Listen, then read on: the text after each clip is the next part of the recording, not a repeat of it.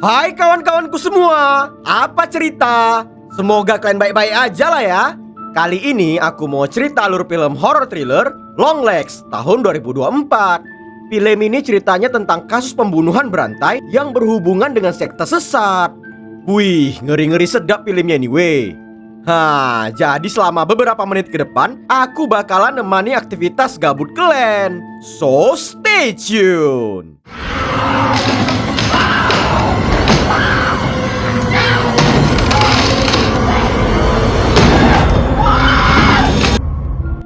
Jadi ceritanya tuh kayak gini weh. Di awal film kita dikasih tengok sama bocil yang penasaran dengan mobil asing lagi parkir di depan halaman rumahnya.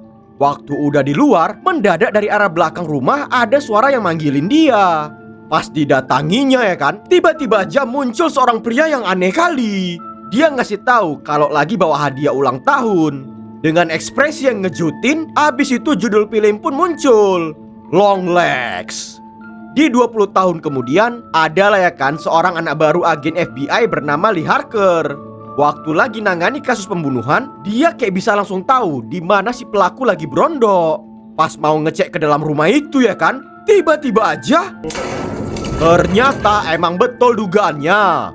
Setelah nyari kesana kemari, gak disangka si pelaku pasrah nyerahin diri. Setelah kasus itu selesai, Harker dipanggil atasan buat ngelakuin tes psikotes. Dan pengujian itu ngeluarin hasil kalau dia ini punya kemampuan indera keenam. Karena kemampuan spesialnya itu, Harker ditugaskan untuk bantu agen Carter nangani kasus pembunuhan berantai yang udah berlangsung selama 20 tahun. Jadi ya kan, di setiap insiden itu, seorang suami selalu ngebunuh bini dan anaknya dulu sebelum dia ngehakhirin hidupnya sendiri. Habis itu di setiap TKP juga selalu ada tertinggal sepucuk surat dengan tulisan kode satanik dan ditandai dengan nama Longlegs di bagian bawah kertas. Setelah diselidiki, tulisan surat itu bukan dibuat sama salah satu korban. Dan yang anehnya di semua TKP gak ditemukan bukti forensik kalau ada orang lain yang masuk ke rumah mereka. Si Harker dengan cepat saling menghubungkan kasus dan nyari kesamaan dari semua keluarga tersebut. Jadi ya kan weh, setiap keluarga punya anak cewek berusia 9 tahun yang lahir pada tanggal 14 di bulan yang berbeda. Dan semua pembunuhan terjadi dalam waktu 6 hari sebelum atau setelah hari ulang tahun si anak. Selesai ngasih tahu teori yang dia dapatkan dari kasus pembunuhan berantai tersebut, Harker ngantar si Carter ke rumah. Soalnya dia udah terlalu banyak minum amer. Di situ dia ketemu dengan Ruby. Karena dipikir kawan dekat bapaknya, si Harker diundang buat datang ke pesta ulang tahun. Di malam itu, waktu Harker lagi teleponan dengan mamanya, tiba-tiba aja ada sosok aneh yang muncul di halaman rumahnya. Oh, mana ada cerita, langsung didatangi dia lah. Gak taunya sosok aneh itu udah masuk ke dalam rumah. Namun mendadak dia hilang gitu aja. Dan ternyata si Longlegs ninggalin kartu ucapan selamat ulang tahun ke-9 buat dirinya.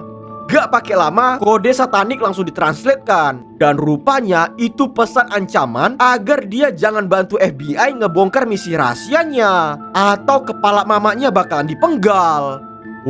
Jadi terotak batin lah si Harker.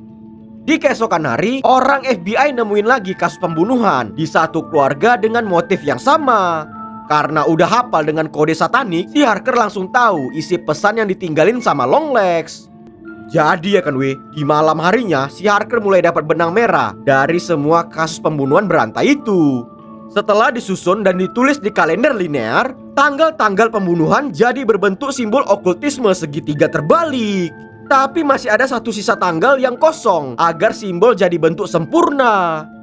Gak peduli dengan ancaman dari Longlegs, besoknya Harker langsung ngasih tahu algoritma yang dibuat sama si pelaku.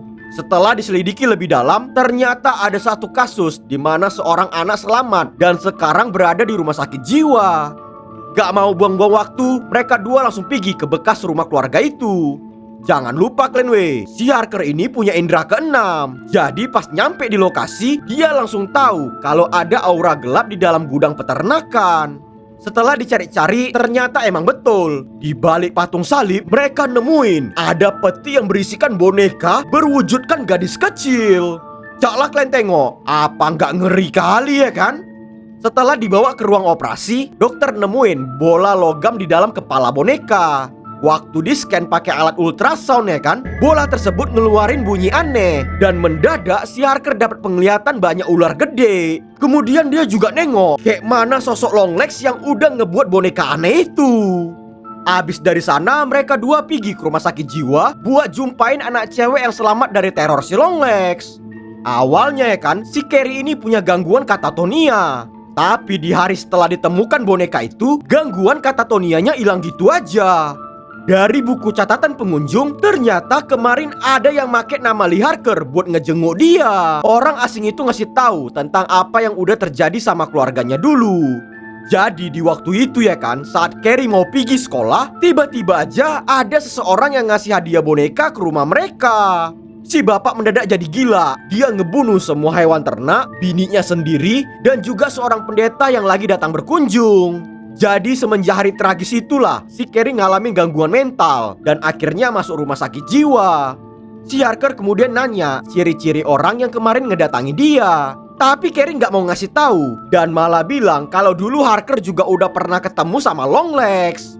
Ngedengar hal tersebut dia jadi terotak kebingungan. Tapi dia jadi dapat teori baru kalau semua keluarga yang mati udah nerima boneka yang sama dari Longlegs. Dia sengaja masukin bola logam aneh ke dalam setiap boneka yang menurut si Harker udah diisi dengan energi jahat yang bisa buat orang jadi kerasukan dan membunuh setiap orang yang dilihatnya. Ngedengar teori tersebut, Carter nggak percaya kalau kasus itu berhubungan dengan hal mistis. Apalagi si Carter ini mulai curiga, kok bisa pula Longlegs make nama Lee Harker di daftar pengunjung rumah sakit jiwa.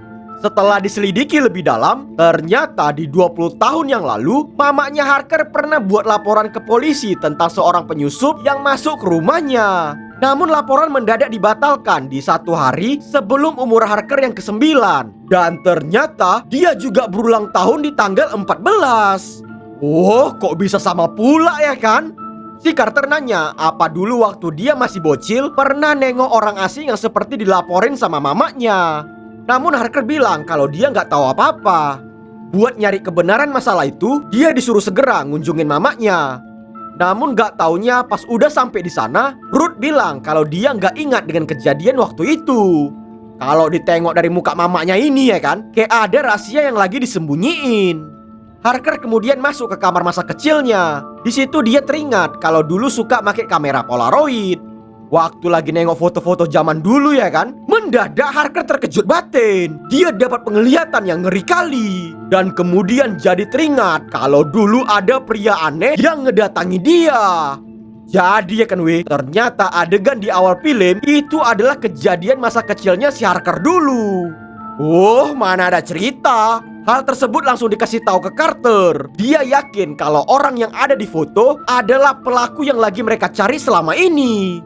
Rupanya si Longlegs ini sadar kalau identitasnya udah ketahuan. Jadi dia segera packing buat ngelariin diri. Namun gak pakai lama ya kan, orang FBI berhasil tahu di mana keberadaannya. Di ruang interogasi, Longlegs ngasih tahu kalau dia sengaja nyerahin diri agar bisa ngucapin selamat ulang tahun ke Lee Harker. Ya tentu aja agen Browning dan Carter jadi makin curiga. Tapi si Harker malah ngasih tahu, walaupun otak dari pembunuhan udah ketangkap, dia yakin Longlegs punya kaki tangan buat ngelakuin misi pembunuhan terakhirnya. Buat nyari tahu teka-teki simbol okultisme yang belum selesai, Harker nekat buat ngomong langsung dengan Longlegs. Tapi dia malah bilang kayak gini pula, kok nggak kau tanya aja sama mamakmu? Abis itu ya kan si Longlegs ngantukkan kepala otak berkali-kali ke meja, sampai nyawa pun akhirnya leyong. Wah, ngeri kali ah. Gara-gara kejadian itu, si Carter jadi marah. Dia nyalain Harker karena selalu mengaitkan kasus dengan hal satanik. Padahal pelakunya udah ketangkap. Apalagi FBI juga baru dapat kabar dari rumah sakit jiwa kalau barusan si Carrie juga udah mati dengan cara lompat dari jendela kamar. Oh, jadi terotak kebingungan lah si Harker. Kok bisa bersamaan pula? Di hari itu juga, dia dan agen Browning segera pergi ke rumah Ruth. Waktu lagi nyari-nyari di mana mamanya, dari jendela kamar Harker nengok mamanya lagi nembakin agen Browning. Terkejut batin dia nengok hal gila itu. Si Harker langsung bergegas lari keluar. Abis itu dia nengok mamanya ngarahkan senapan ke arah kepala otak boneka yang mirip dengan Harker waktu masih bocil. Waktu ditembakkan ya kan, ada asap hitam keluar dari kepala Harker. Dan di boneka juga sama. Seolah-olah aura setan Piggy ninggalin badannya. Secara bersamaan si Harker pun jatuh pingsan. Di dalam mimpi, Harker akhirnya teringat dengan kejadian waktu masih bocil dulu. Dia nengok mamanya yang diserang sama Longlegs. Si Ruth dipaksa buat milih, ngebiarkan putrinya dibunuh untuk jadi bagian dari ritual, atau dia harus jadi kaki tangan buat bantuin misi setannya. Demi keselamatan anak sematawayang, akhirnya Ruth pun nurutin semua perintahnya. Jadi ya kan selama ini si Longlegs tinggal di gudang bawah tanah rumah mereka. Namun Harker nggak ingat dengan kejadian itu, karena ingatannya udah disimpan dalam pengaruh boneka setan sejak bocil. Selama 20 tahunan, Longlegs selalu ngebuat boneka mirip seperti gadis kecil yang ada di dalam setiap keluarga korban. Boneka-boneka itu udah dibacain mantra setan, biar bisa ngerasukin semua anggota keluarga agar pasrah nyerahkan nyawanya untuk dijadikan korban ritual. Biar misi itu berhasil, Ruth selalu nyamar jadi biarawati. Dia ngasih tahu kalau boneka itu hadiah dari gereja. Ya tentu aja semua keluarga nggak ada yang curiga. Namanya juga dapat hadiah ya kan? Siapa yang nggak mau? Gak berapa lama, Harker akhirnya terbangun. Dia berada di dalam ruang bawah tanah tempat Longlegs bikin boneka setan. Dari lantai atas dia ngedengar ada suara telepon. Pas diangkat, ternyata itu suara si Carter. Dia ngingatin untuk jangan telat ngehadirin pesta ulang tahun putrinya. Oh, si Harker baru teringat kalau hari ini si Ruby ulang tahun yang ke-9. Dan dia juga baru sadar kalau kematian keluarga Carter akan ngelengkapin simbol okultisme segitiga ritual Longlegs. Mana ada cerita, si Harker langsung ngebut pergi ke sana dengan naikin mobilnya si Longlegs. Pas udah nyampe di sana ya kan, dia nengok mobil mamanya udah ada di situ. Ternyata betul aja, si Harker udah terlambat. Mereka semua udah terhipnotis sama boneka setan. Saat Carter dan bininya lagi di dapur, Harker nanya kenapa mamanya masih aja ngelakuin ritual, padahal kan Longlegs udah mati. Ruth ngasih tahu ritual harus diselesaikan dengan sempurna agar jiwa mereka selamat gak terbakar di dalam api neraka. Dari perkataan dia ini aja ya kan, kita jadi tahu kalau sebenarnya si Ruth bukan ngelakuin pengorbanan demi anaknya, tapi karena memang otaknya udah dicuci sama si Longlegs biawak. Dengan kejadian yang begitu cepat, ternyata si Carter udah ngebunuh bininya dengan sadis di dapur. Pas dia mau ngebunuh anaknya, si Harker langsung ngasih tembakan yang ngebuat dia langsung mati. Si Ruth gak tinggal diam. Dia ngambil belati buat nyelesain ritual. Tapi dengan terpaksa, akhirnya si Harker nge-headshot kepala otak mamanya. Di penghujung film, dia minta Ruby buat ikut bersamanya pergi keluar. Pas boneka itu mau ditembaknya ya kan, mendadak Harker berubah pikiran. Dia kayaknya berencana ngurung sementara trauma Ruby di dalam boneka itu, agar dia nggak terkejut batin nengok mama bapaknya yang udah mati mengenaskan. Dan akhirnya film misteri horror thriller ini pun tamat. Nah, jadi kayak gitulah alur cerita film Longlegs tahun 2024. Semoga kalian suka lah ya dengar aku cerita. Tetap dukung channel Cheers Project biar makin berkembang ke depannya. Terima kasih and cheers!